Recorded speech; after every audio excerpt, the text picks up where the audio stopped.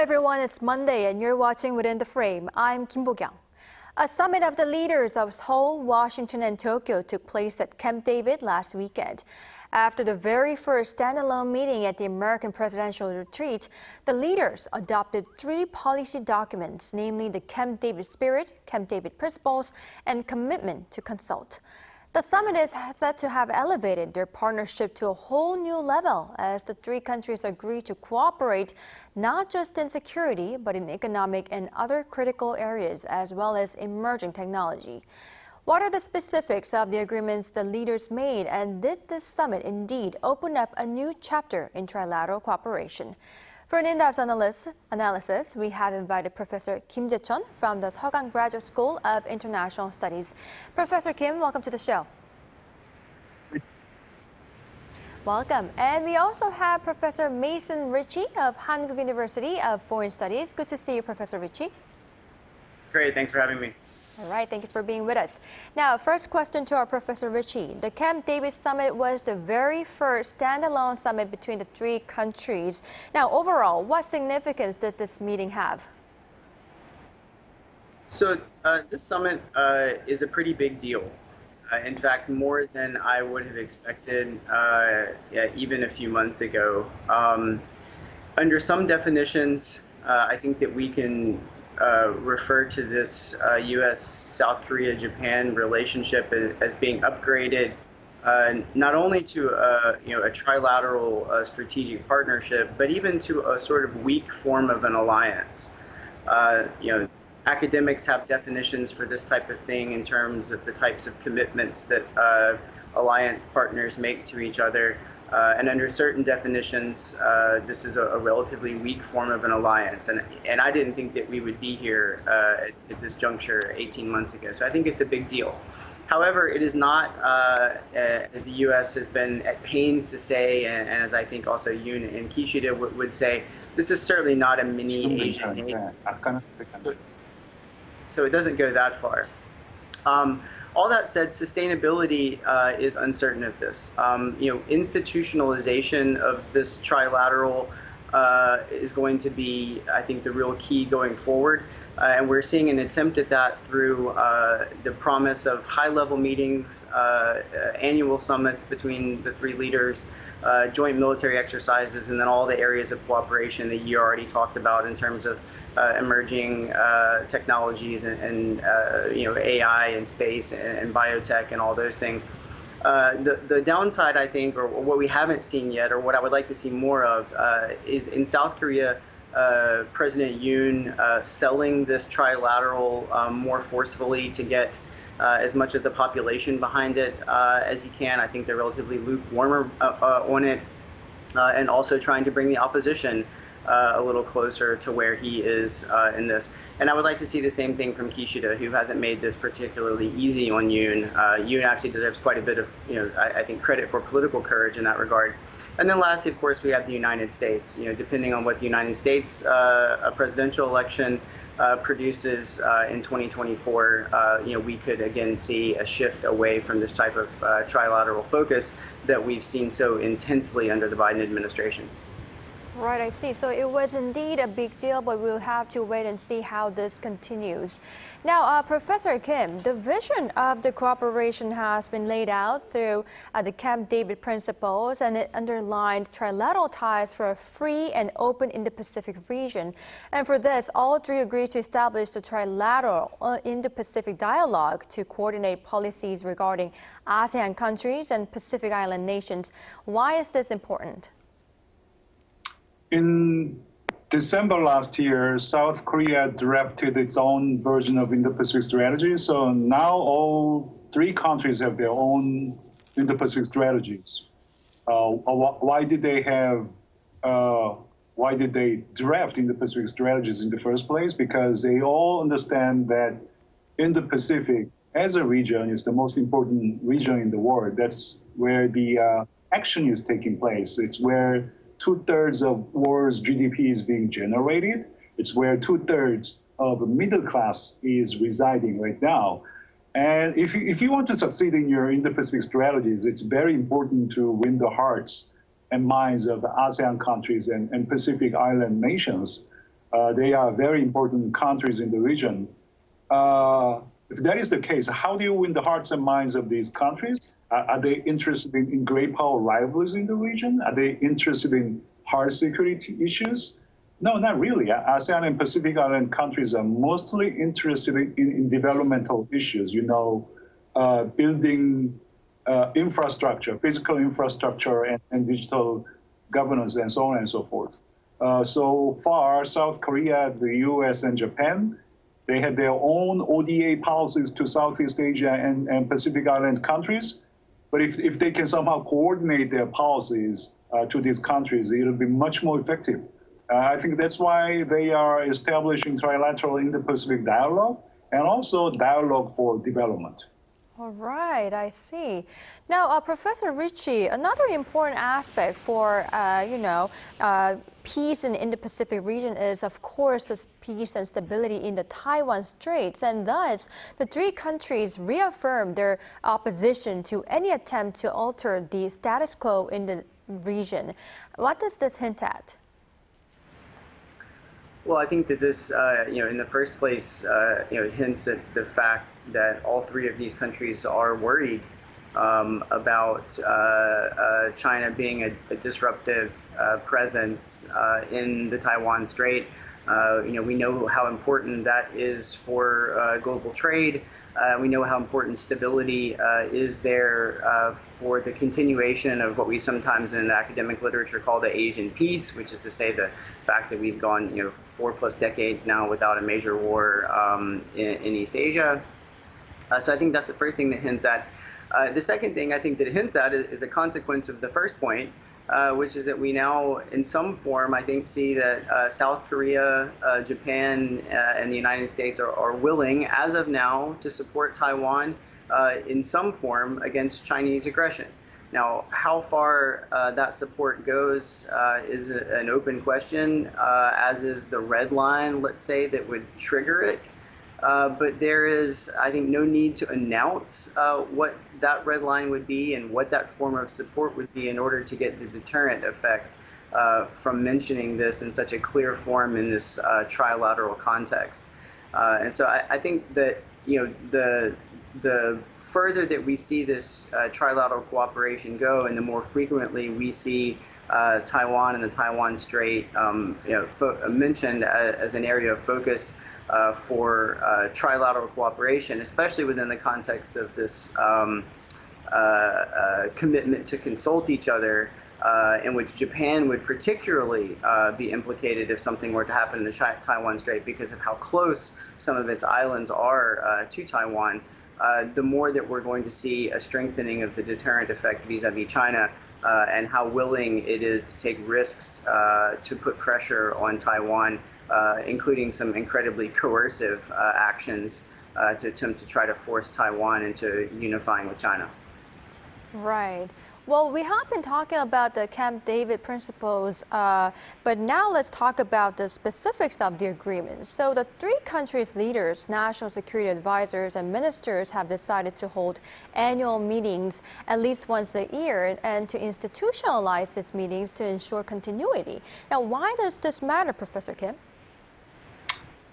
I have a bit of a difficulty understanding what you're saying, but I think, if you look back at the recent history, you see the relationship between these three countries sort of fell victims to their domestic politics. These are all democratic countries, so political leaders with different policy inclinations can come to the office and they can scrap the policies made by the previous governments. That's what happened to South Korea in the previous government. And that's what happened to the United States when Donald Trump came into power. So institutionalization matters greatly in this sense, because by institutionalizing these meetings and consultations, you can sort of insulate trilateral cooperation from ups and downs of domestic political changes. Institutionalization is how you secure continuity of trilateral cooperation, because it's very difficult to undo the institutionalization once it comes into existence. Right. So institutionalization is very important because it can lock in three countries regardless of which administration steps in. Yes. Right, I see. Now, Professor Ritchie, so countering threats from North Korea was one of the main discussions as well. And the three decided to hold joint military exercises every year and activate a real-time alert sharing system on North Korea's missile launches this year. What would such a change mean? Well, with respect to the trilateral military exercises, we've seen an uptick in that ever since really the summer after Yoon came into office. So this is a continuation, a deepening, and a regularization, I think, of what we've already seen and what most of us expected. So that's not a huge surprise. The missile defense cooperation through real-time intelligence and information sharing, that is potentially a big deal. The first thing that it does, is that it closes potential holes in the censoring and the intelligence, surveillance, and reconnaissance, so the ISR, with respect to tracking North Korean missile launches. Overall, this is going to provide for better battle space situational awareness in the event of a crisis. And of course, we hope that that type of crisis won't emerge. And in fact, the idea is precisely that this closer missile defense information will feed a deterrent effect that will cause North Korea to rethink the value of these types of missile launches in an offensive capacity. This better battle space awareness, in a crisis, if we were to engage in some type of hot conflict, would provide for faster response times for missile defense interceptors, which therefore, in principle, would help degrade the effectiveness of North Korea's rocket and missile forces. Beyond that, we're looking at potential linkages in U.S., South Korea, and Japanese missile defense assets over time. And as that gets more integrated, you could end up with something like a trilateral missile defense shield or a trilateral missile defense system involving these three countries. And this, of course, as we know, is a red line for China. They've already put it in terms of the three no's that were negotiated under the administration of Moon Jae-in when South Korea agreed to install terminal high altitude area defense interceptors on South Korean territory. And so, this would, obviously greatly worry China. This would play into China's fears, correct or not, that its strategic rocket forces would be degraded through trilateral missile cooperation. And in turn, that's going to potentially feed a security dilemma dynamic, which is to say that not only would North Korea, which may respond with increasing armaments on its own, but also China, we may see a ratcheting up of regional arms races here in Northeast Asia. Right, I see your point. Now, Professor Kim, cooperation against North Korea, however, will not just remain in conventional security areas, but it will be more extensive. And the three countries will collectively address illegal cyber activities by North Korea, and they will also enhance cooperation on human rights issues in Pyongyang. What does that mean to North Korea? Well, to begin with, North Korean regime is very good at hacking. In recent years, North Korean regime committed major crimes in cyberspace. For instance, North Korean regime has stolen a lot of money, significant amount of money from cryptocurrency market. And where is this stolen money going? It's going to developing nukes and missiles. There is a strong evidence that stolen money has been a major source of developing weapons of mass destructions. North Korea also has a very dismal human rights record. I mean, to say the least, North Korea has a very dismal human rights record. North Korean nuclear weapons and missile programs have advanced at the cost of sacrificing the basic human rights of North Korean people. You should spend your money on feeding your own people first, not on these weapons. But North Korean leaders are doing exactly the opposite. So they are stopping North Korean people to advance their weapons of mass destruction program. So for three countries to cooperate on cybersecurity and also North Korean human rights abuses, it's really a bad news for North Korean leaders and their weapons of mass destruction programs. I think they would feel the real pressure because of concerted efforts by these three countries to fight against cyber crimes and also human rights abuses. Right. Now, Professor Kim, one more question. The document on the commitment to consult was one of the most noticeable ones from the summit as well. Now, what are the details? And many experts say that although this cannot be called a trilateral alliance, it sure has the aroma of one. Do you agree? Well, I don't agree because that commitment to other countries does not come with any legal bindings, any legal obligations that comes with the alliance. You enter into the alliance treaty, then you have legal obligations to fight for your allies when your allies are under attack. But this document to commitment is about recommendation, recommending you to consult with other two countries if needs arise. It's about exchanging opinions about the situations, and it's about exerting concerted efforts to deal with these situations. There aren't any legal obligations. It's a voluntary basis. So the way I see this document as international relations scholar is that there is a world of difference between the alliance and commitment to consult. Right, I see. So it is hard to say this is similar to alliance because this is not legally binding. All right. Well, Professor Ritchie, we'd like to also tap on economic security and technology cooperation here. Leaders agreed to launch an early warning system to enhance cooperation on possible global supply chain disruption. Now, what exactly is this EWS and what significance does this have, Professor Ritchie?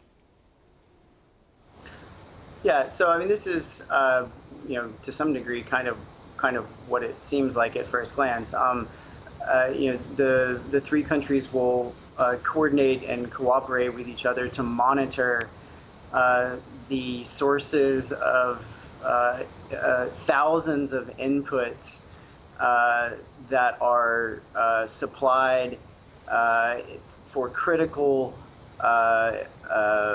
goods and services. Notably ones that are connected to national security and strategic aims of these three states. And we're talking thousands of important components in notably technology such as semiconductors, chemical products, batteries, important parts that are going into the increasing energy transition. The types of components that go into quantum computing, into artificial intelligence, and things like that. It's important to know in advance where a state's vulnerabilities or where its private corporations' vulnerabilities are in terms of the supply chains for these components, whether they be raw materials or whether they be service components or whether they be machine tools or things like that, because you need to get out in advance of those vulnerabilities and try to find alternate sources of supplies in advance, because in many cases these can't be sourced overnight and there can be significant disruptions in critical industries, notably those that feed into national security and the national strategic interest. Right. We can definitely say how three countries are strengthening their ties, not just in conventional security areas, but also in economic security. And Professor Kim, through all of these efforts, trilateral cooperation is expected to eventually evolve into the most comprehensive collaborative framework in the region, similar to that of AUKUS and Quad. What's your view on this? Well, let me put it this way.